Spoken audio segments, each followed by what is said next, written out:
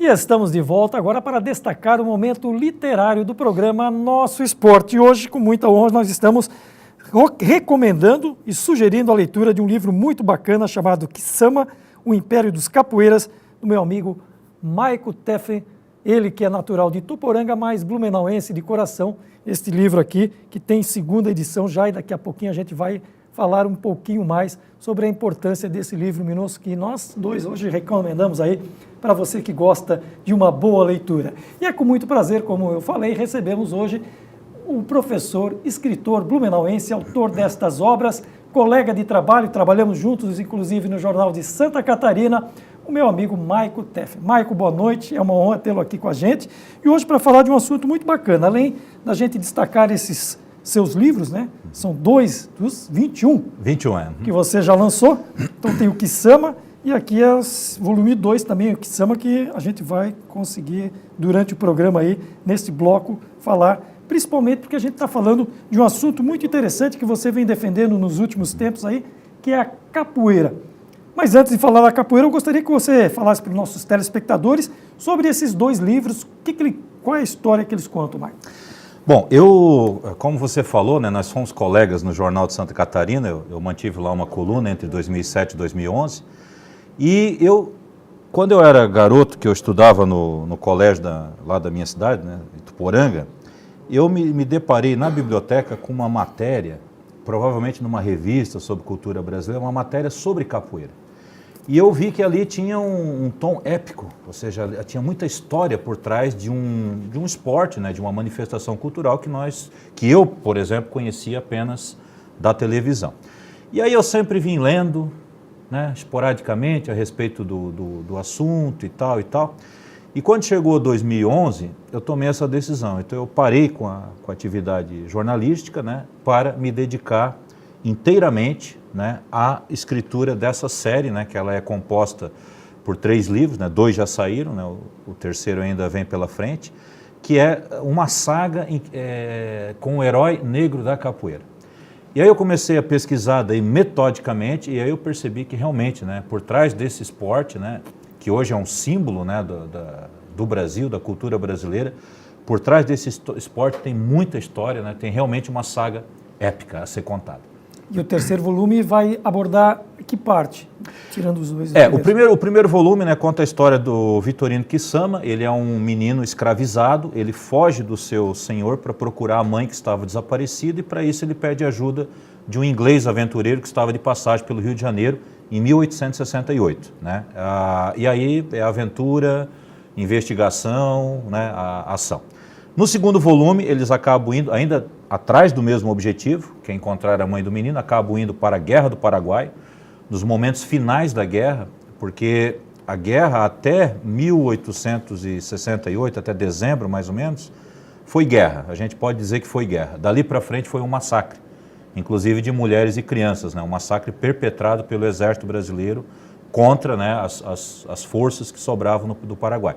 Então, nesse momento, de janeiro de 69 até agosto, né, é o segundo volume. O segundo volume acompanha, né, esses lances finais da guerra. Inclusive, o segundo livro ele termina, né, na famosa Batalha de Campo Grande, ou Batalha de Acosta-Inhu, lá para eles, né, para os paraguaios, que aconteceu no dia 16 de agosto, quando 20 mil soldados brasileiros chacinaram, né, 5 mil garotos, né, paraguaios. Lá no Paraguai, dia 16 de agosto é o Dia das Crianças, por causa desse evento. E o terceiro volume, né, que ainda deve ser finalizado e publicado, é de volta, né, ao Rio de Janeiro, em 1870, e a trama gira em torno da apresentação da ópera O Guarani, do Carlos Gomes, né, no Teatro Provisório do Rio de Janeiro, que foi no dia 2 de dezembro de 1870, esse é um dado histórico, né, e ao redor desse dado histórico, então, aí eu monto a ficção. Exatamente nessa questão, Maico, esse é um trabalho de pesquisa, evidentemente, que tem relatos de fatos históricos. Como é que você coloca a ficção na obra? Olha, a ficção, ela entra nas lacunas, entende? Porque não existe nenhum livro de história, por mais completo que seja, que ele consiga cobrir todo o período, com todas as variantes, né? A vida privada, a vida pública, né? A vida dos governantes, os hábitos e costumes, né? Então a ficção ela vem nessas lacunas, né? E para responder certas perguntas, né? que você faz, né? Quer dizer, como é que as pessoas viviam naquela época, né? Por exemplo, a gente sabe, eu vou dar um exemplo do volume 1. A cidade do Rio de Janeiro, nessa época, ela era dividida por duas maltas, duas gangues, os Nagôs e os Goiamuns. Então, certos bairros da cidade estavam dominados pelos Nagôs. Era uma malta de capoeiras. Eles tinham emblemas, eles tinham cores, eles tinham até um jeito de andar que caracterizava o pertencimento àquela turma. E o outro bairro era então, se por exemplo, o escravizado, ele ia cortar cabelo, por exemplo, e ele fosse no território alheio, o bicho pegava, a coisa ficava feia, né? Então, aí você começa a se perguntar, tá, mas como é que se desenrolavam, né, as tramas, como é que eram as vivências, né, nesses nichos aí? E as respostas, elas são, né, a ficção, é aquilo que você imagina e que você usa para preencher as lacunas das quais eu falei. Nós temos umas imagens que o Gilson vai colocar agora para a gente, que é do Grupo Muzenza aqui em Blumenau, a gente colheu na internet, né, que fala da capoeira aí mais como um esporte. E você, nas últimas semanas, defendeu que o esporte do Brasil tinha que ser a capoeira, em virtude da situação do Brasil ter sido eliminado na Copa. Conta um pouquinho para a gente como é que você chegou a esse ponto. Só me permita, para completar esse teu raciocínio, Cláudio, porque eu sempre tive, né, interpretando esse gesto como uma manifestação cultural. Por que você classifica a capoeira como esporte? Olha, na realidade, esse artigo que eu publiquei recentemente, né, eu estava primeiro com a decepção da derrota, né? Todos nós, né, é óbvio que a gente espera uma campanha bem sucedida, né, da nossa seleção, infelizmente nem sempre isso é possível.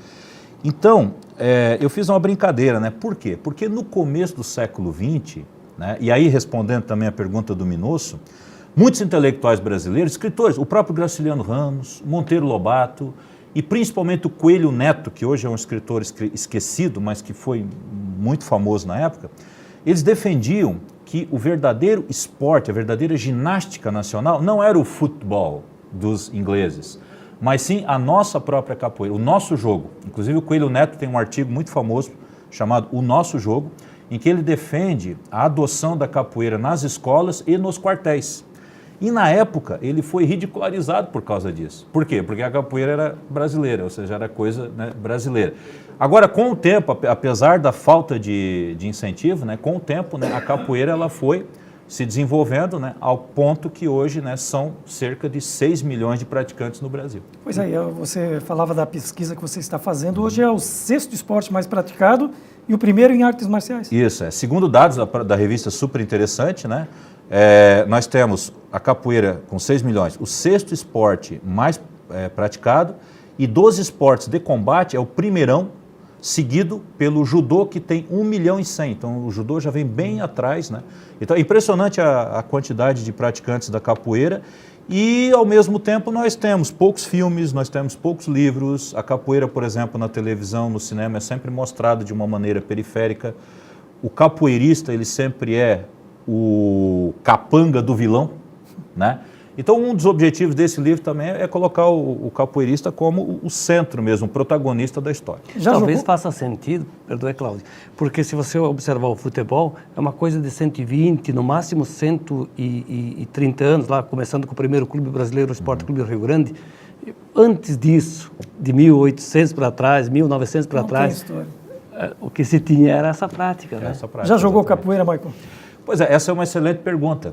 Quando eu comecei a fazer a pesquisa, eu pensei em entrar, até falei com o mestre Tigre, mas como eu estou contando a história pelo ponto de vista de um inglês, e ele vê o jogo da capoeira de fora, de longe, então se eu compreendesse a capoeira muito por dentro, a minha descrição ia ser falha. Então por isso, por uma questão literária, eu não fui praticar.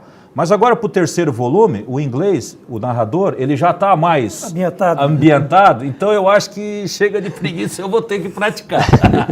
Marco, muito obrigado pela presença, cara. Vem mais vezes aí, vamos falar do 3º volume, vamos falar de outros assuntos também, você é uma pessoa bacana.